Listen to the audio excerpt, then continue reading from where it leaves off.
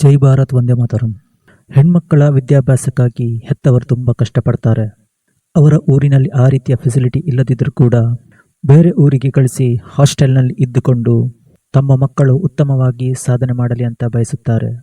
ಆದರೆ ಬಿಹಾರದಲ್ಲಿ ನಡೆದಂತಹ ಈ ಘಟನೆ ಗರ್ಲ್ಸ್ ಹಾಸ್ಟೆಲ್ ಎಷ್ಟು ಸೇಫ್ ಅನ್ನೋದು ಒಂದು ಚರ್ಚೆಯನ್ನು ಹುಟ್ಟುಹಾಕಿದೆ. ಬಿಹಾರದ ಪಟ್ನಾದಲ್ಲಿ ಇಬ್ಬರು ಹೆಣ್ಣುಮಕ್ಕಳು ಸುಸೈಡ್ ಮಾಡಿಕೊಳ್ಳುತ್ತಾರೆ. ಅಸಲಿಗೆ ಇದು ಸುಸೈಡ್ ಅಂತ ಪರಿಗಣಿಸಿದ್ರು ಕೂಡ, ಆದರೆ ನಡೆದದ್ದು ಮಾತ್ರ ಬೇರೆ ಘಟನೆ. ಹೆತ್ತವರು ತಮ್ಮ ಹೆಣ್ಣು ಮಕ್ಕಳನ್ನು ಕಳೆದುಕೊಂಡಿದ್ದಾರೆ. ಹಾಗಾದರೆ ಏನಿದು ಈ ಘಟನೆ ಅಂತ ನೋಡುವುದಾದರೆ, ಈ ಬಿಹಾರದ ಪಟ್ನಾದಲ್ಲಿ ಶಂಭು ಎಂಬ ಲೇಡೀಸ್ ಹಾಸ್ಟೆಲ್ ಇದೆ. ಕೆಲವು ಹೆಣ್ಣು ಮಕ್ಕಳು ಇಲ್ಲಿ ಬಂದು ಉಳಿತಿದ್ರು. ನೀಟ್ ಪರೀಕ್ಷೆಯ ಸ್ಟಡಿ ಮಾಡಲು ಇಲ್ಲಿ ಬಂದು ಉಳಿತಿದ್ರು. ಈ ಹಾಸ್ಟೆಲ್ನಲ್ಲಿ ಇಬ್ಬರು ಹೆಣ್ಣು ಮಕ್ಕಳು ಆತ್ಮಹತ್ಯೆ ಮಾಡಿಕೊಳ್ಳುತ್ತಾರೆ. ಅಸಲಿಗೆ ಇವರು ಆತ್ಮಹತ್ಯೆ ಮಾಡಿದರ ಅಥವಾ ಇವರನ್ನು ಹತ್ಯೆ ಮಾಡಲಾಗಿದೆಯಾ ಅದರ ಬಗ್ಗೆ ತನಿಖೆಯಾಗುತ್ತಿದೆ. ಆದರೆ ಘಟನೆ ಏನಂದರೆ, ಇಬ್ಬರು ಹೆಣ್ಮಕ್ಕಳಲ್ಲಿ ಒಬ್ಬಳು ನಿದ್ದೆ ಮಾತ್ರೆ ಸೇವಿಸಿಕೊಂಡು ಪ್ರಜ್ಞಾಹೀನಳಾಗಿ 10 ದಿನದವರೆಗೆ ಜೀವನ್ಮರಣ ಹೋರಾಟ ನಡೆಸಿ ಆಸ್ಪತ್ರೆಯಲ್ಲಿ ಸಾವನ್ನಪ್ಪುತ್ತಾಳೆ.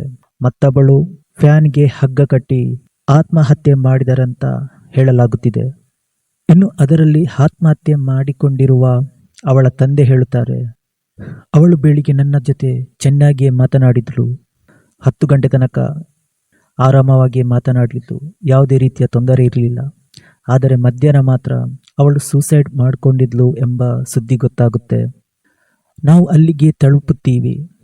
ಅಷ್ಟರಲ್ಲಾಗಲೇ ಹಾಸ್ಟೆಲ್ನ ವಾರ್ಡನ್ ಹಾಗೆ ಹಾಸ್ಟೆಲ್ನ ಓನರ್ ಇಬ್ಬರು ಹುಡುಗರು ಆಗಲೇ ಆ ಹೆಣವನ್ನು ಕೆಳಗಿಳಿಸಿದ್ರು.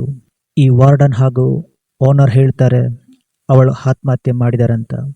ಇನ್ನು ಇವಳ ತಂದೆ ಹೇಳುತ್ತಾರೆ, ಪೋಸ್ಟ್ ಮಾರ್ಟಮ್ ರಿಪೋರ್ಟ್ ಬರದೆ ಇವರು ಹೇಗೆ ಹೇಳ್ತಾರೆ ಆತ್ಮಹತ್ಯೆ ಮಾಡಿದಳಂತ. ಅವಳ ತಂದೆಯ ಆರೋಪ ಏನಂದರೆ, ಇವರೇ ಅವಳನ್ನು ಹತ್ಯೆ ಮಾಡಿ ಆತ್ಮಹತ್ಯೆ ಅಂತ ಬಿಂಬಿಸಿದ್ದಾರೆ. ಇನ್ನು ಅದೇ ಹಾಸ್ಟೆಲ್ನ ಮೇಲ್ಗಡೆ ಇಬ್ಬರು ಹುಡುಗರು ಕೂಡ ಇದ್ದರು. ಅವರು ಯಾಕೆ ಅಲ್ಲಿಗೆ ಬಂದರು? ಗರ್ಲ್ಸ್ ಹಾಸ್ಟೆಲ್ನೊಳಗೆ ಅವರಿಗೆ ಯಾರು ಅನುಮತಿ ಕೊಟ್ಟರು? ಅವರು ಬಂದು ಹೋಗಿದ್ದು CCTVಯಲ್ಲಿ ಯಾಕೆ ಕವರ್ ಮಾಡಿಲ್ಲ? ಹೀಗೆ ಹಲವು ಪ್ರಶ್ನೆಗಳನ್ನು ಕೇಳುತ್ತಾರೆ. ಅದರ ಬಳಿ ಯಾವುದೇ ಉತ್ತರವಿರುವುದಿಲ್ಲ.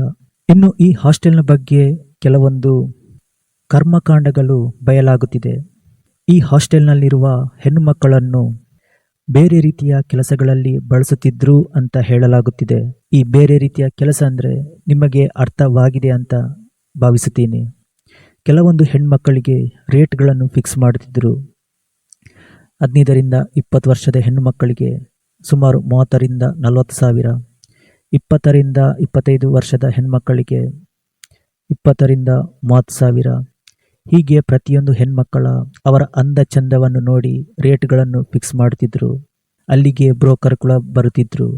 ಕೆಲವರು ಕೆಲಸದ ಮುಂಚೆ ಹಣಗಳನ್ನು ಪಾವತಿಸಿದರೆ, ಕೆಲವರು ಕೆಲಸ ಆದ ನಂತರವೂ ಕೂಡ ನೀವು ಹಣ ಪಾವತಿಸಬಹುದು ಅಂತ ಆ ಹಾಸ್ಟೆಲ್ನ ಓನರ್ ಹೇಳುತ್ತಿದ್ದರು. ಹಾಗೆ ವಾರ್ಡನ್ ಕೂಡ ಇಂತಹ ಕೆಲಸದಲ್ಲಿ ಭಾಗಿಯಾಗಿದ್ದರು ಅಂತ ಹೇಳಲಾಗುತ್ತಿದೆ. ಇಲ್ಲಿ ಒಂದು ಪ್ರಶ್ನೆ ಮೂಡುತ್ತೆ, ಎಲ್ಲವೂ ಗೊತ್ತಿದ್ರೂ ಸುಮ್ಮನಿದ್ರ? ಹತ್ತಿರದಲ್ಲಿದ್ದ ಪೊಲೀಸಿಗೂ ಕೂಡ ಗೊತ್ತಾಗ್ಲಿಲ್ವಾ? ಅದಕ್ಕೆ ಸಂಬಂಧಪಟ್ಟ ಅಧಿಕಾರಿಗಳಿಗೂ ಗೊತ್ತಾಗ್ತಿಲ್ವಾ? ಇನ್ನು ಹಾಸ್ಟೆಲ್ನಲ್ಲಿರುವ ಒಬ್ಬಳು ಹುಡುಗಿ ಹೇಳುತ್ತಾಳೆ, ಈ ಹಾಸ್ಟೆಲ್ನ ಬಗ್ಗೆ ಹೆಣ್ಮಕ್ಕಳ ಸುರಕ್ಷತೆ ಬಗ್ಗೆ ವಿಚಾರಿಸಲು ಯಾವುದೇ ರೀತಿಯ ಅಧಿಕಾರಿಗಳು ಬರ್ತಾ ಇರಲಿಲ್ಲ. ಇದೊಂದು ಹೆಸರಿಗಷ್ಟೇ ಹಾಸ್ಟೆಲ್, ಆದರೆ ಇಲ್ಲಿ ಬೇರೆ ರೀತಿಯ ದಂಧೆಗಳು ಕೂಡ ನಡೆಯುತ್ತಿತ್ತು. ಮೇಲ್ನೋಟಕ್ಕೆ ಹಾಸ್ಟೆಲ್ ಅಂತ ಹೆಸರಿಟ್ಟುಕೊಂಡು ಈ ರೀತಿಯ ದಂಧೆ ಕೂಡ ನಡೆಸುತ್ತಿದ್ದಾರೆ.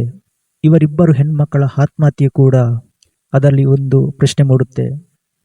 ಇವರಾಗಿ ಆತ್ಮಹತ್ಯೆ ಮಾಡಿದ್ರ ಅಥವಾ ಇವರನ್ನು ಹತ್ಯೆ ಮಾಡಿ ಆತ್ಮಹತ್ಯೆ ಅಂತ ಬಿಂಬಿಸಲಾಗಿದೆ? ಅದರ ಬಗ್ಗೆ ತನಿಖೆಯು ನಡೆಯುತ್ತಿದೆ. ಈ ಒಂದು ವಿಚಾರ ಯಾವಾಗ ಒಂದು ರಾಷ್ಟ್ರ ಮಟ್ಟದಲ್ಲಿ ಚರ್ಚೆ ಆಯಿತೋ ಆವಾಗಲೇ ಎಚ್ಚೆತ್ತುಕೊಂಡಿರುವ ಅಲ್ಲಿನ ಸರ್ಕಾರಗಳು ಇದಕ್ಕೆ ಸಂಬಂಧಪಟ್ಟವರ ಮೇಲೆ ಕಠಿಣ ಕ್ರಮ ಕೈಗೊಳ್ಳಲು ಮುಂದಾಗಿದ್ದಾರೆ. ಈ ಹಾಸ್ಟೆಲ್ನ ಓನರ್, ಅಲ್ಲಿನ ವಾರ್ಡನ್ ಅವರ ವಿರುದ್ಧ ಕ್ರಮ ಕೈಗೊಳ್ಳಲು ಮುಂದಾಗಿದ್ದಾರೆ. ಈ ರೀತಿಯ ಘಟನೆಗಳು ನಡೆದಾಗ ಗರ್ಲ್ಸ್ ಹಾಸ್ಟೆಲ್ ಎಷ್ಟು ಸೇಫ್ ಅನ್ನೋದು ಒಂದು ಪ್ರಶ್ನೆ ಮೂಡುತ್ತೆ.